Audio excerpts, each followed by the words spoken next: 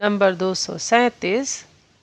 भक्त भगवान की सेवा करता है कि भगवान भक्त की सेवा करते हैं। ऐसा एक समय आता है जब भक्त देखता है कि वह उनकी और क्या सेवा करता है या कर सकता है। भगवान ही उसकी सेवा कर रहे हैं। उसके लिए तो भगवत सेवा गंगा जल से ही गंगा पूजा के समान है। उन्हीं की दी हुई वस्तुएं उन्हें देना। भक्त तो अपने लिए कुछ भी चिंता नहीं करता, भगवान को ही उसके लिए चिंता रहती है। भक्त में उसको कहता हूँ जिसकी भगवान में शुद्ध भक्ति, निष्काम अहेतु की भक्ति है, जो भगवत प्रेम में पागल है। ऐसे सदा सदगत चित्त भक्त का बोझा भगवान ही ढोते हैं। योगक्षेमम वयामहम, ऐसे भक्त बड़े दुर्लभ है।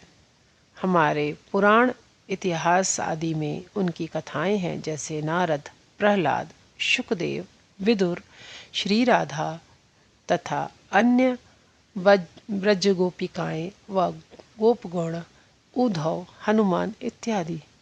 ऐतिहासिक युग में हैं चैतन्य देव, मीराबाई, रामानुज, तुकाराम, राम प्रसाद, रामकृष्ण, विवेकानंद, पहवारी बाबा, नाग महाशय आदि। इनमें श्री राधा, श्री चैतन्य देव और श्री रामकृष्ण भगवान के अवतार समझे जाकर पूजित होते हैं। नंबर 238। एकमात्र शुद्धा भक्ति से, शुद्ध प्रेम से भगवान भक्ताधीन होते हैं। प्रेम के बल पर ही वे भक्त के निकट बंध जाते हैं, पराजय स्वीकार करते हैं। प्रेम पाश में बद्ध होकर अचल रूप से भक्त के हृदय में निवास करते हैं। भक्त को उनके लिए कुछ भी आदेय नहीं है। नंबर 239।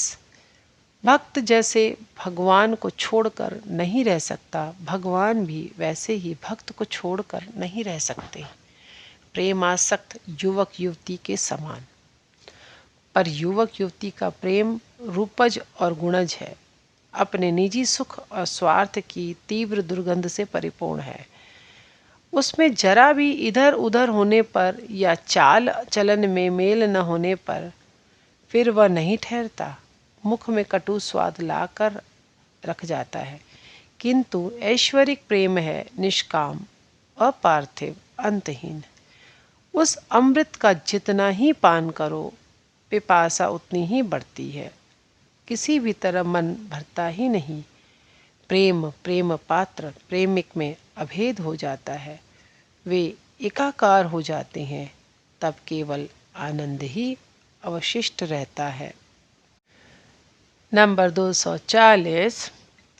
जब जिस तरह से माँ रखे, जानना वही तुम्हारे मंगल के लिए है। तुम उसे समझो या भी न भी समझो, सुख दुख सभी उनके कर कमल का मंगल स्पर्श है। उनकी लीला को कौन समझेगा। सुख में रखें चाहे दुख में, सबको ही उनका आशीर्वाद मानकर सिर झुकाकर ग्रहण करो। माँ कितना भी मारे, उसकी मार मीठी ही लगती है। मन में यह धारणा रहेगी, तभी मैं सचमुच माँ का बेटा हूँ। माँ के प्रहारों से बालक नहीं मरता, उसकी भ्रकुटियों में वह नहीं डरता। माँ जिस प्रकार उसे रखती है वह रहता है, माँ के अतिरिक्त वह और किसी को नहीं जानता। नंबर 241। रत्ती भर अस्वच्छ बुद्धि की सहायता से शास्त्र चर्चा, तर्क विचार और युक्तियों के जरिए भगवान को समझ ही कौन सकेगा। उल्टे इनके द्वारा समझने की चेष्टा करने पर सब गोलमाल होकर ऐसी एक अव्यवस्थितता का आ जाएगी कि अपने खुद के अस्तित्व में भी संदेह होने लगेगा। ऐसा दुर्लभ मनुष्य जीवन पाकर आम के पत्ते गिनते हुए, उन पर अद्भुत गन्वेषणा करते हुए अपने दिन काटोगे या आम खाकर परितृप्त होगे। जो यह सब करे उन्हें करने दो बाबू, तुम्हें उससे क्या करना है? तुम तो पेट भर के आम खाओ।